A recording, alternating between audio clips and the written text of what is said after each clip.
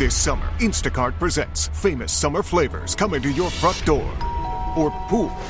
Or hotel. Your grocery delivery has arrived, sir. That was faster than room service. No violins in the lobby. Oh, seriously?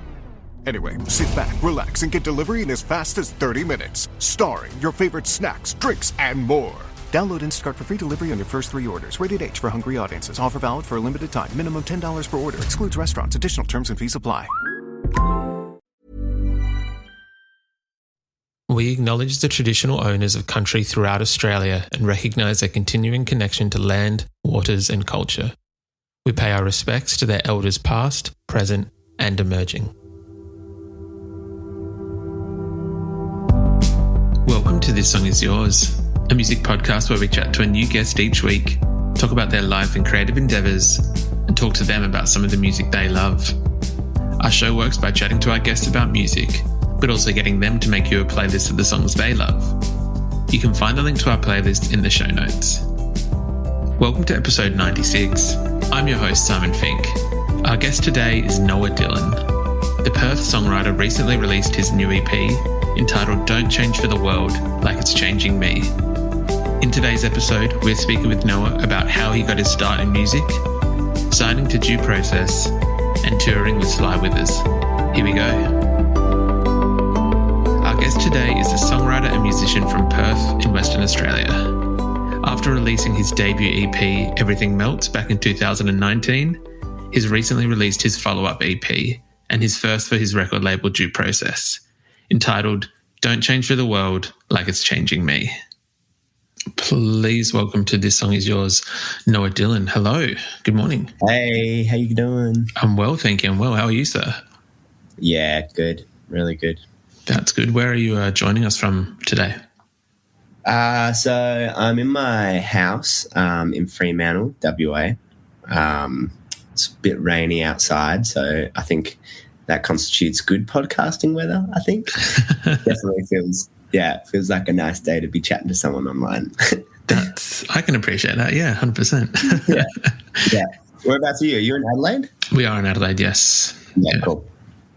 So, not as, actually a bit of a nothing day in Adelaide. Not crazy, but just, a bit grey. Congratulations, Noah, because I feel like this year, while it hasn't been fantastic for the industry as a whole, that you have had a pretty stellar year yourself. Yeah, thank you so much. It's been a great year. It's been weird, and obviously we would have loved to be out on the road and meeting everyone and playing live shows more than we have had the capacity to do. But it's just been it's felt like we could sort of rip the lid off some stuff that we've sort of been holding on to for a bit in terms of releases. So it's been really nice. Feeling pretty grateful for, I guess like the growth of audience and people listening. And it's been awesome.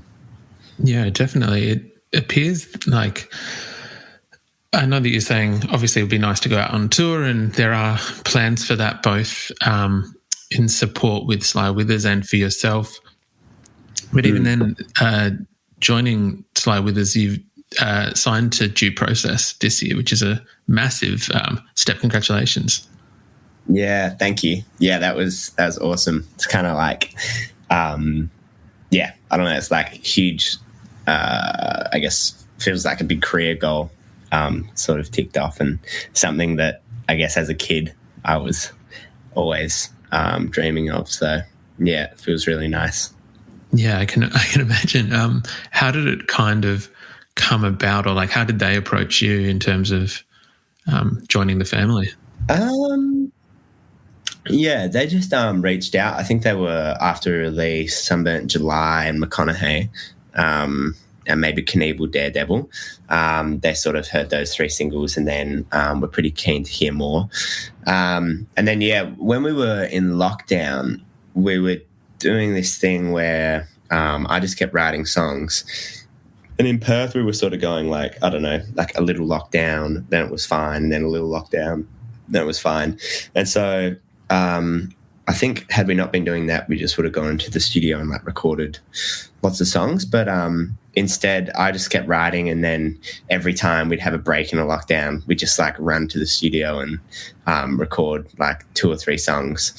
And then we just sort of looked at the Dropbox one day and was just like, oh, there's like 10 songs. That's like an album, which was pretty funny. And that was a really nice thing to just sort of send through to them, and I think gave them a bit clearer of an idea of, you know, the sound we're going for and where it was heading, and I guess the writing capability of the band and stuff like that, and like I guess like where we were sort of going with it all.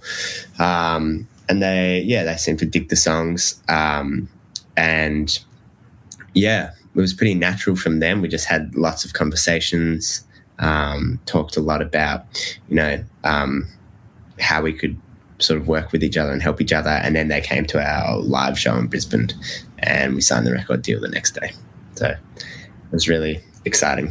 I can imagine that, you know, you hear these stories about like signing record contracts, and I can imagine that especially with a Aussie label like that, it would have been very exciting.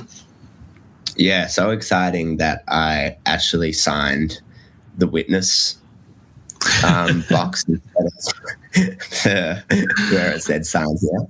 So we left, and I was like, oh my God, we signed a record deal. And then we got this call, and it was like, you didn't sign like the right spot. So technically you haven't signed the record deal. We're going to have to fax it over.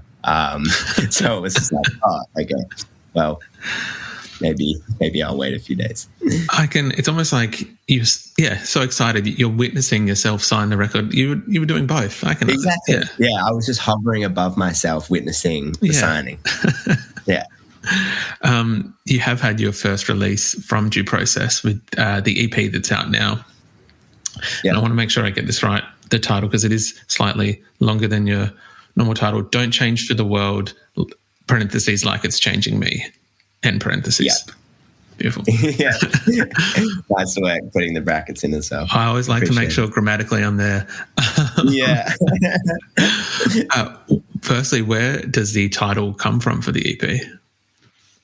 I guess sort of, I think the EP, when I looked at it holistically, is sort of like a coming of age record, and takes a lot of looks at how, I guess, the world that we're in and what you get exposed to and your life events that happen, particularly focused around from like, I guess, like 17 to 22, really shape, I guess, you coming into your adult self and you growing up, and you know, how quickly that process happens, and you know, how quickly you learn about yourself and learn your flaws and your positive parts of, you know, your attributes and everything. So I think it was kind of a title that I guess I was sort of talking to a partner in a relationship and being like, I'm having a really hard time. I feel like the world that I'm living in, and I guess sometimes the harder parts of life are sort of pulling me in different directions. And I guess a reminder to myself that, you know, you don't need to change to the world, you know, even when it seems a bit dark, or, you know, things can be hard. It doesn't need to break you or shape you. You can sort of, you know, find positives and change in a positive direction. So yeah, I guess it was like that. And also looking at how, like, sometimes big life events can really change people for the worse or the better. So I guess it was just sort of comment on that. Yeah, definitely. Did you find that when you were writing these songs for the EP, that's where a lot of the inspiration came from in terms of like lyrics? Yeah, for sure. Yeah, and yeah, specifically the EP title was from the song called Make You Cry, which is sort of about, I guess, trying to be honest in a relationship and speak your mind, but how hard that can be, and how sometimes hurting someone is sort of the most honest and beneficial thing you can do in the long run. And yeah, that song ends with me just, yelling, "Don't change for the world like it's changing me. Don't change for the world like it's changing me." And I guess it's almost like an apology, like, I'm sorry that I've changed, and I'm sorry that I have to do this, and I'm sorry that for me, I feel like I need to step out of this to change. So yeah, I think a lot of it's sort of around that. I'm really curious about your, I guess, technique or method when it comes to lyrics, because in my research, found out that originally you obviously are a songwriter now, but previously that you had a background within creative writing and within poetry, and then kind of came to music through that path. Yeah, sort of. I mean, I was always like, I think I was just really, really drawn to stories and to writing poems and to creatively, I don't know, writing about some sort of thing, like anything that was emotional or fictional or anything like that. So I was really enjoying doing that. And I don't know why, but it took me like till I was about 16. Like, I loved music and playing guitar, and I loved writing poems and writing creatively. And I don't know why it took me so long, but I just sort of, there was like this day where it sort of clicked that I can just combine those two, and that's what a song is. So I was just, I guess what was holding me back was I was never a singer. Still don't know if I am a singer. But yeah, I was always scared of singing and scared of doing that stuff. So I was always like, I don't think I can do that. But at a certain point, I just gave up caring about that. And yeah, and then, yeah, I guess songwriting is just the perfect meld between writing about how you're feeling and accompanying it with music. I find that really interesting, only because just then when you said that you weren't that confident, it doesn't come across in like the music or in the visuals. Like, it comes across musically. I love the EP because it kind of keeps you on your toes. Like, there's nothing that I feel that is, I don't want to say like standard, but do you know what I mean? Like, it's not like totally. Yeah, that's my. I mean, yeah, I love. Like, that's what I love in music, is when people push the boundaries. And when, I think for me personally with the band, what we always try to do is like, all right, here's the song, here's the lyrics, and like, this is the sentimentality behind the song. Let's like, I love like trying to create a soundscape that really matches that sentimentality, if that's the word, that sentiment.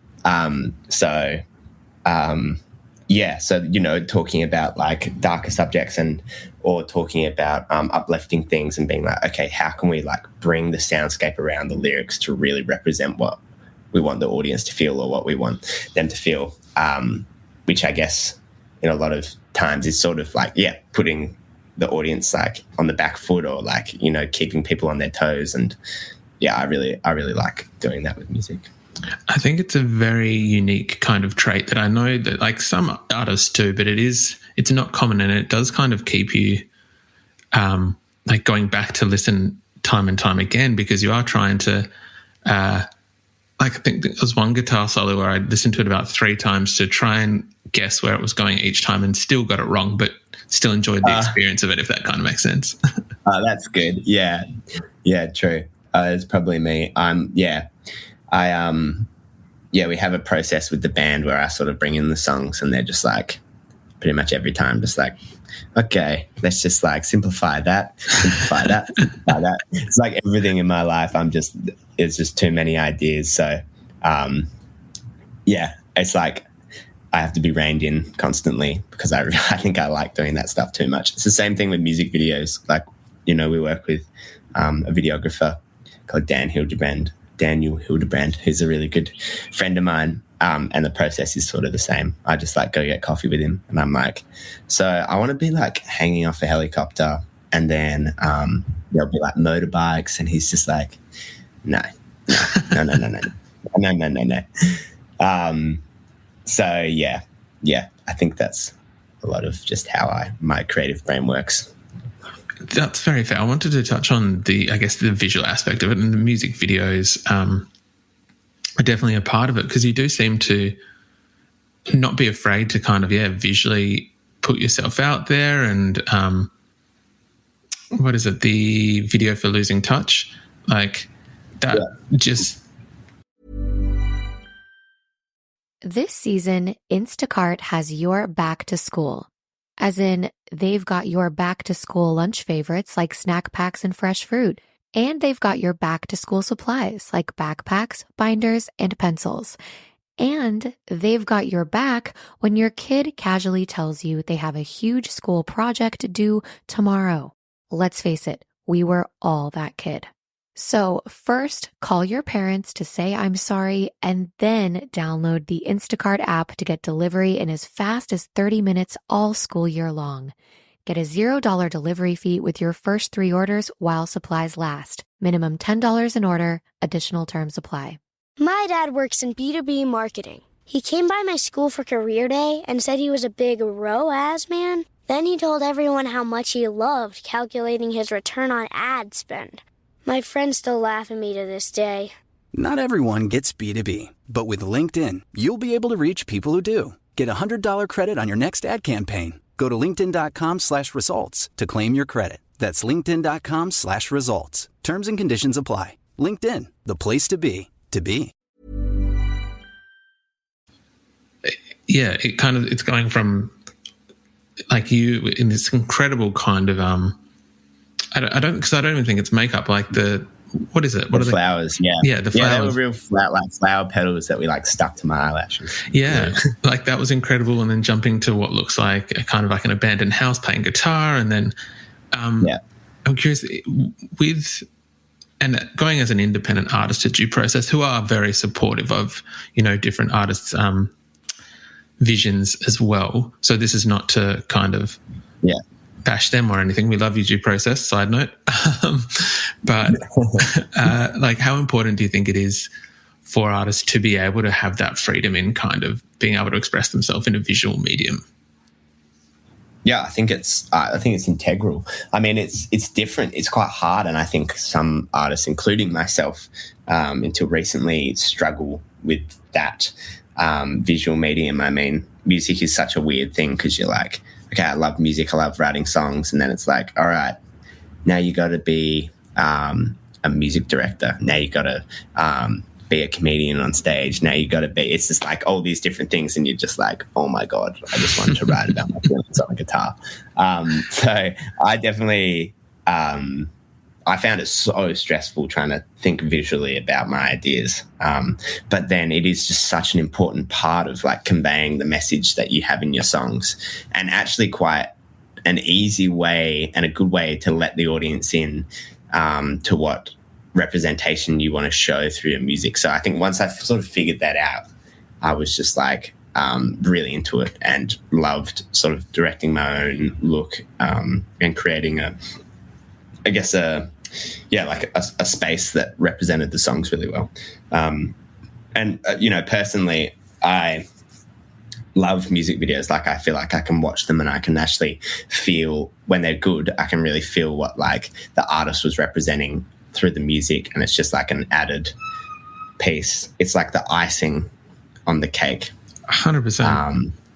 Yeah. So I think it's really important, and I think that Due Process have been extremely supportive of all those ideas, and actually like kind of pushed me creatively, which is really nice.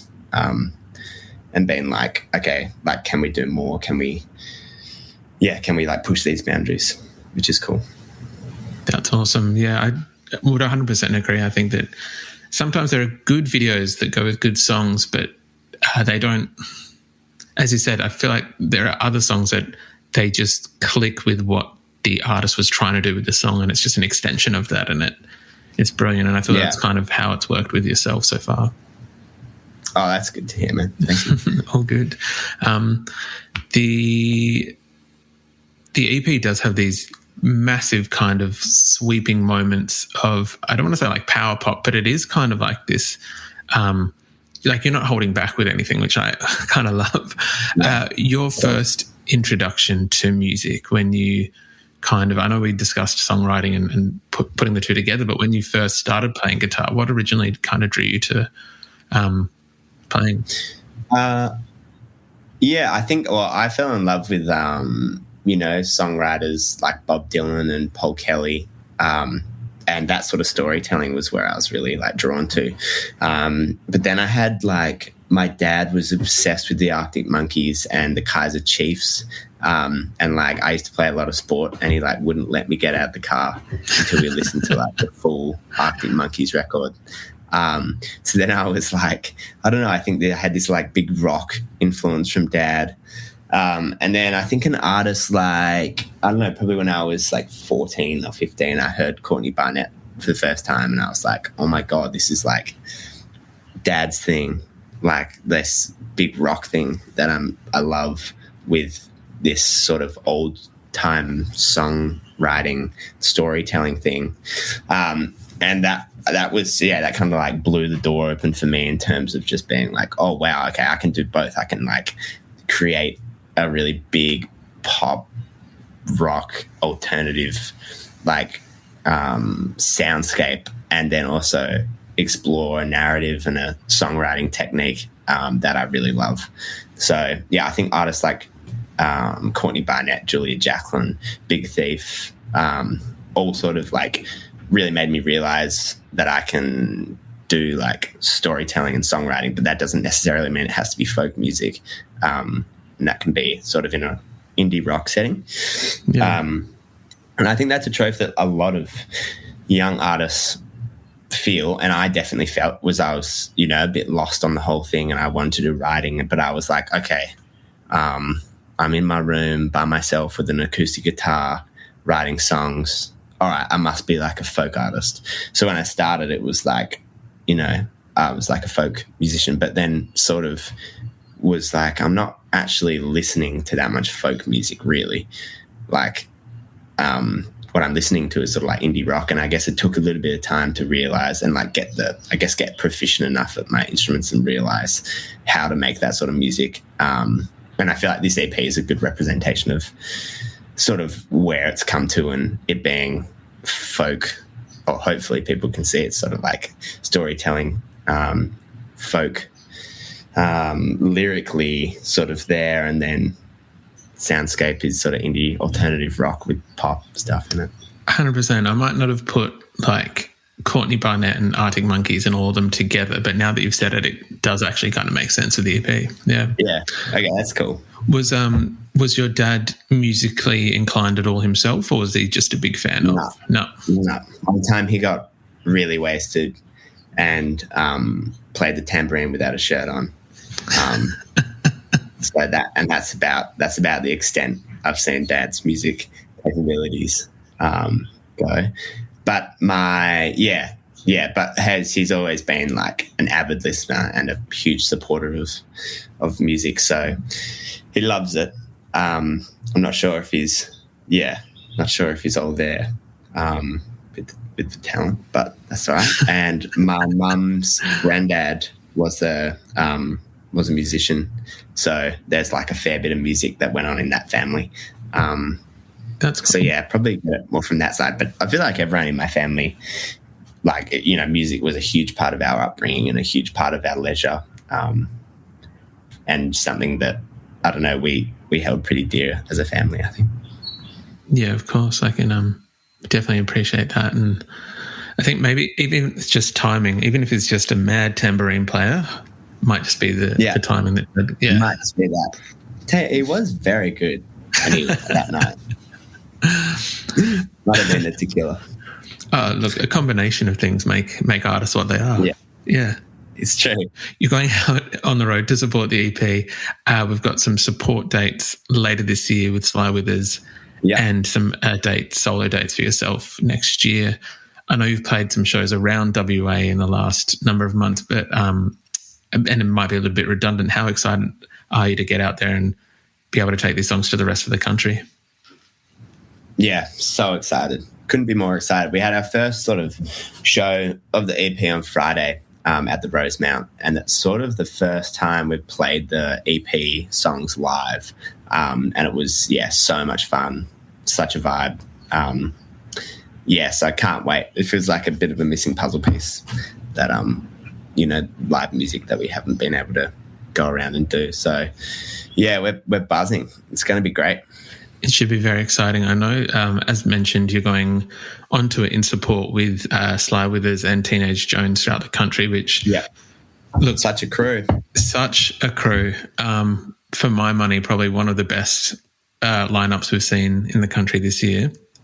I know amazing. You are, I think Sam from Sly helped launch the EP on Instagram last week. Yeah, it came on and had a little chat about life and things. Because you guys are, I believe that you guys are friends as well as two mates. I believe we're friends. Yeah, I believe we're friends. So I think, me and Sam are really close, and same with the rest of those guys in that band. They're a really good crew, and that sort of came about because Skinny, who manages Sly Withers, is best friends with Mark Neal, who manages our band. So we always have like cute little manager band hangs at the bowls club and stuff, which is fun. And I feel like that tour, it's going to be a party, and especially having Teenage Joans there as well, who rock. It's going to be good.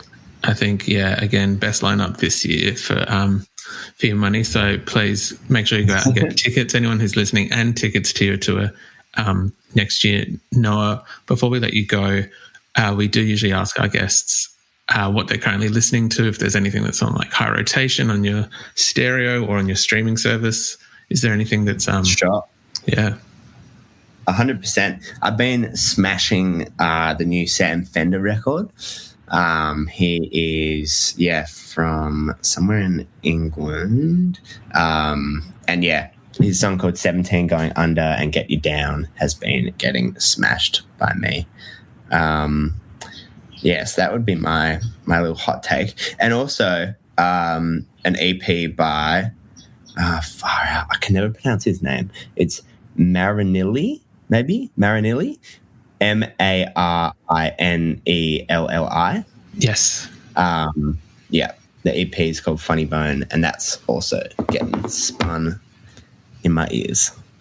Beautiful. I reckon Sam Fender is, I feel like, almost like an equivalent of yourself in a way, in terms of like musically keeps you on your toes and kind of like doesn't let you just fall into a trap of in terms of listenership. And also I believe also a Due Process family member. Yes. Yeah. Shout out to Due Process one more time. Noah, nice one, Due Process. Thank you again for your time today, mate, and congratulations again on the EP. We do look forward to seeing you around the country. Yeah, such a pleasure to chat. Can't wait to get over to Adelaide.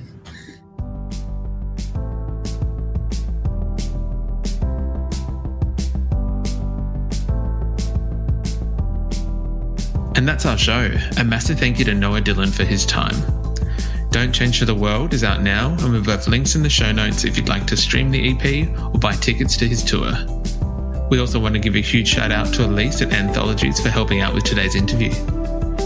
You can find a link to our Spotify playlist in the show notes, where you'll be able to listen to all of our guests' picks. If you like this show, please subscribe wherever you get your pods and stay up to date when new episodes are released. We release new shows each Thursday and Friday morning, with guest playlists streaming on Spotify at the same time. You can follow the playlist profile on Spotify. You can follow us on Instagram, Facebook, and TikTok. Until next week, cheers.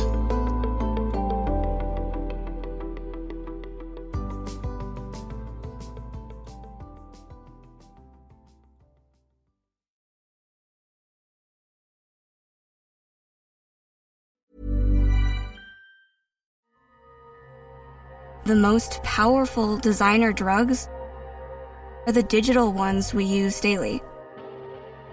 And we get high off them. One touch, tap, like, scroll at a time. Just like tech creators want us to. Use digital without digital using you. Learn more at sync.ithra.com.